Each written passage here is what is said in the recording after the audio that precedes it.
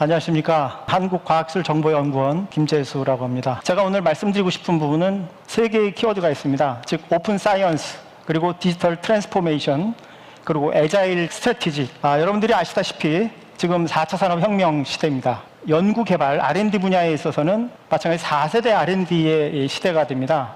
데이터를 중심으로 한 R&D의 세대가 되었다는 말씀을 드립니다. 오픈 사이언스라는 것은 공적 자금이 지원된 연구 결과는 누구에게나 자유롭게 무료로 제공이 돼야 된다. 단 디지털 포맷 형태로 과학 출판물에 대한 제한 없는 접근, 온라인 접근을 허용해야 되고, 기술적으로나 법적으로 어떠한 데이터의 이용에 있어서 제약이 없어야 된다라는 것입니다. 저희 키스트는 왼쪽에 보시는 것처럼 코어라든지 엔타이스, 사이언스온, 그리고 데이터온, 에디슨, GST 이러한 이 인프라 그리고 서비스 시스템을 통해서 이 오픈 사이언스를 지원하고 있습니다. 이러한 오픈 사이언스 환경에서 가장 기본적이 되는 것이 바로 디지털입니다. 팬데믹 이후에 가장 중요한 이 디지털 전환은 급속도로 진행이 되고 있다. 이 산업 부문에서의 디지털 전환은 이미 전환이 되어 있는 곳이 많이 있고, 그를 통해서 경제적인 주도권을 가지고 있다. 민간 부문에 있어의 디지털 전환 사례를 보면 또 화상회의, 그리고 온라인 어떤 예배, 그리고 택배 웹, 그리고 온라인 학습, 이런 부분으로 민간 부문에는 디지털 전환이 급속도로 이루어지고 있다. 대중교통에 대한 어떤 최적화 부분이라든지 아니면 미세먼지를 모니터링하는 부분도 데이터를 기반으로 한 여러 가지 이 사례 중에 하나다라고 말씀을 드리고요. 문제 해결 대상이 사회 문제 해결에 많이 가고 있다. 슈퍼컴을 활용한다든지 아니면 DNA 기술들을 활용을 해서 모든 데이터와 플랫폼 그리고 AI가 종합적으로 활용이 된다라고 하는 도구 측면에서에도 디지털 전환이 많이 이루어지고 있다는 것입니다. 디지털 전환은 굉장히 속도의 싸움입니다. 그래서 그 속도를 따라가려고 하는 전략은 바로 애자일 전략이라고 저는 이제 말씀을 드리고 싶고요. 짧게 소규모로 시작을 해보는 겁니다. 작지만 빠른 시간 내에 적극적으로 대응할 수 있는 대표적인 방법이 바로 애자일 방법론이다.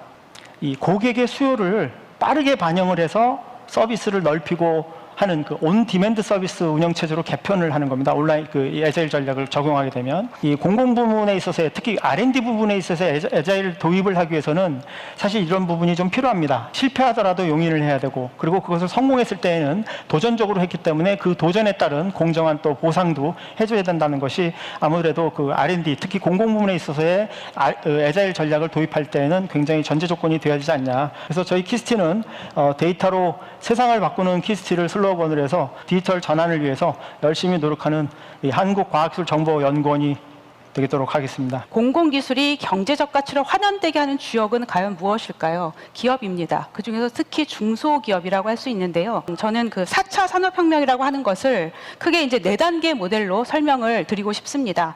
데이터와 정보와 지능화 스마트화인데요. 중소기업들이 굉장히 어려운 부분이 수명주기가 단축되고 있는 부분입니다. 하단의 표를 보시면 제조업 경쟁력 지수가 CIP라고 하는데 이게 지속적으로 하락하고 있어서 이 디지털 전환에 과연 기업들이 제대로 적응을 하고 있는가에 대한 의문을 가질 수밖에 없습니다. 이와 함께 더불어서 저희가 이제 디지털 전환을 얘기하면서 빅블러 현상이 발생하고 있는 부분들을 좀 주목할 필요가 있겠습니다. 그러니까 산업 간, 제품 간, 서비스 간의 경계가 사라지고 있고, 데이터를 기반으로 생태계가 재조정되고 있는데요.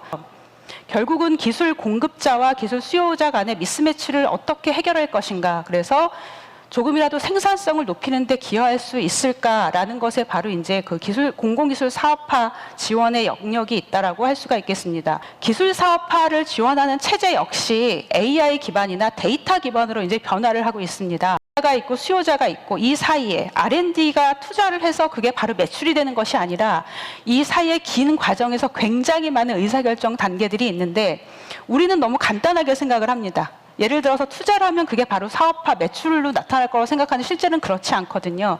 그래서 그런 블랙박스에 갇힌 부분들을, 요소들을 분해를 하고 그것을 데이터로 해결할 수 있는 부분들을 찾아내고 AI 기반의 의사결정을 할 수 있도록 저희들이 이제 프로그램들을 만들었습니다. 저희가 6개의 기술 사업화 이제 모델을 가지고 있고 많은 기업들이 혜택을 받고 있습니다. 첫 번째가 기계학습 기반의 유망 기업 선별 모델인데요. 예를 들면 어느 기업군이 혁신 역량이 상황이 우수한지 데이터에 기반해서 파악이 가능하고 향후에 3년에서 5년 사이에 이 기업들이 계속 경쟁력을 가질 수 있을 것인가까지 예측이 가능합니다. 지자체에서 그래서 유망 기업들, 그러니까 어느 기업들을 집중적으로 육성하고 어느 기업들이 사실 좀 여류에 있는가를 파악할 때 저희 유망 기업 선별 모델을 활용해서 도움을 받고 계시고요.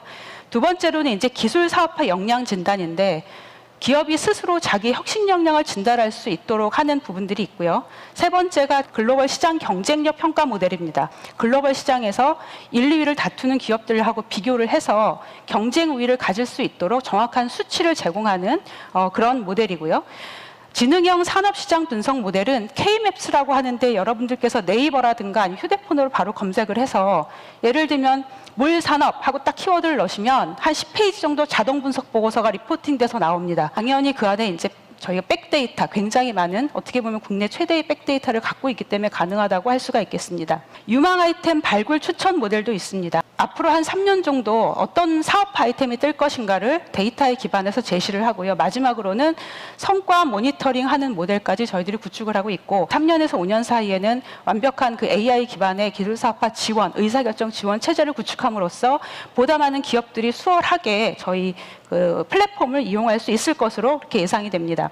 과학기술은 제품과 시장에서 나와야 되는 부분들이 있고 그 시장에 관련돼서는 산업혁신들이 이루어져야 사실은 패러다임의 변화가 함께 이루어지는 것입니다. 이번 패널 토론에서 다루고자 하는 헬스케어 산업에 대해서 보면요. 인공지능의 알고리즘이 꽃을 피우고 있는 산업이 가장 선두에 있는 게 헬스케어 산업이 아닌가 이렇게 생각이 됩니다. 첫 번째 기술적인 측면인데요. 몇백억 정도의 전통적인 바이오 기업이 디지털 전환을 사실은 하고 싶은데 어떻게 시작해야 될지를 몰라서 찾고 있는 경우를 굉장히 많이 봤습니다. 공공기관에서 공공기술을 소싱한 다음에 적기의 타이밍에 마켓에 들어가는 부분들이 필요할 것 같고 두 번째, 마켓에 대한 시장적인 측면에서는 사업화 성공률이 높은 사업의 매력도가 높은 시장을 고려하라입니다. 세 번째, 혁신적인 생태계, 우리는 어떤 생태계에서 이 기술과 시장에 대해서 구현할 것인가를 고려를 해야 됩니다. 네 번째, 마지막으로는 아직 우리 중소기업들은 스스로 하기가 어렵습니다. 따라서 데이터 기반의 기술 사업화 전주기를 정부에서 마중물의 역할을 하라라는 부분들이 중요한 요소이지 않을까 생각이 됩니다.